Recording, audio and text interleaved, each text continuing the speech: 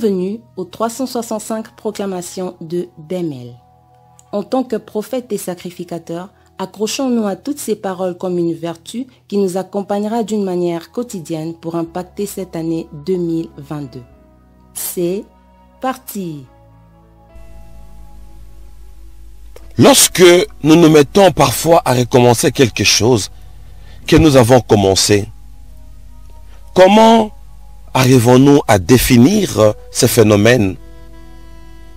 Est-ce que c'est un échec lorsque nous recommençons?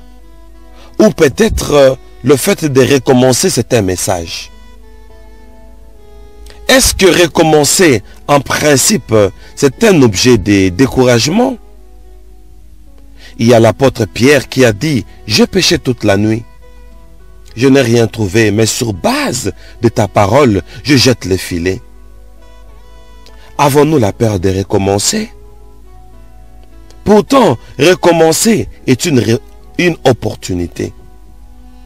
Nous recommençons pour nous donner nous-mêmes une nouvelle chance. Pourquoi il arrive souvent de demander une nouvelle chance aux autres, alors que nous avons nous-mêmes la possibilité de nous redonner une chance? La chance que nous nous redonnons, c'est le fait de recommencer. Recommencer est pourtant une opportunité.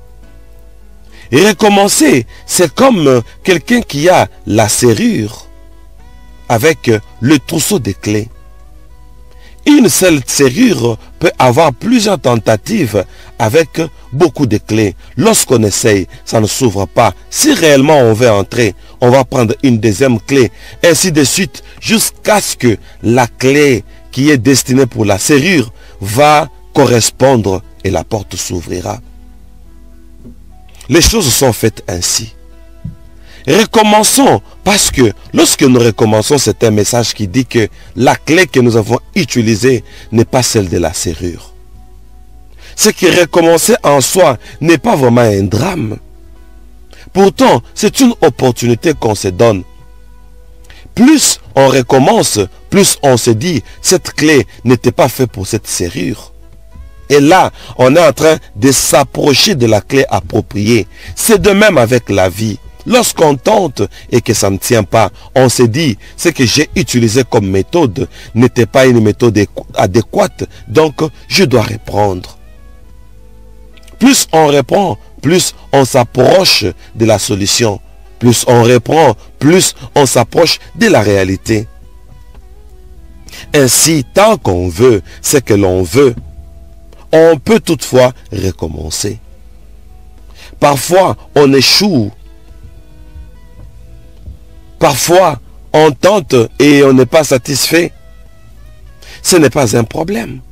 Cette année, toi et moi, nous allons recommencer toujours dans le même domaine où nous avons échoué. Et nous allons nous dire que si nous avons échoué, c'est que le problème n'est pas d'essayer. Le problème est lié à la formule que nous avons utilisée en essayant.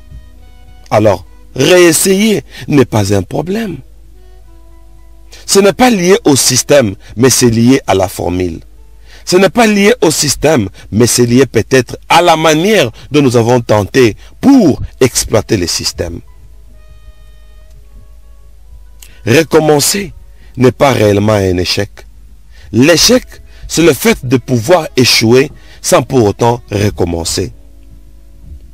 L'échec est un message qui dit qu'on avait mal commencé et qu'il faut refaire. Aujourd'hui, nous pensons à cela et nous disons, nous allons refaire. Nous recommençons pour refaire. Et nous recommençons pour atteindre l'idéal. Et nous recommençons parce que nous n'avons pas encore trouvé ce que nous cherchons.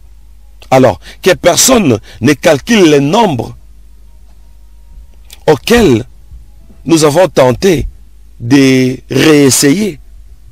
Tant qu'on n'a pas encore trouvé ce que l'on cherche, personne ne peut nous limiter aux essais. On essaye parce qu'on n'a pas encore trouvé. Et le fait d'essayer, c'est la possibilité de retrouver. Que le Seigneur donne un esprit de courage. Que le Seigneur donne un esprit de résistance à tout celui qui s'était découragé parce que il a commencé et il n'a pas pu atteindre le but.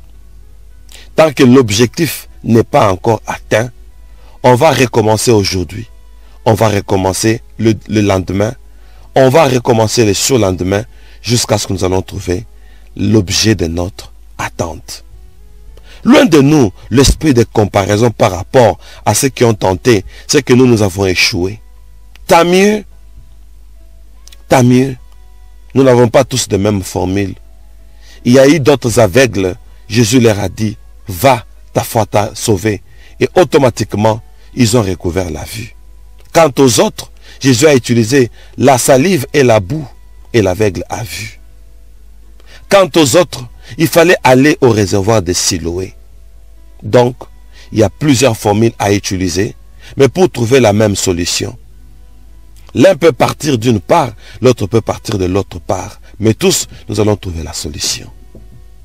Courage. Cette année, c'est une année de courage. C'est une année où nous allons refaire jusqu'à ce que nous allons réussir. Ainsi que Dieu nous donne la force, le courage et surtout l'onction pour refaire et réussir là où nous avons échoué hier. Alléluia. Ce programme vous a été présenté par Sion International sous la participation du berger Moïse Luchiko. Pour tout contact, moiseluchiko@gmail.com.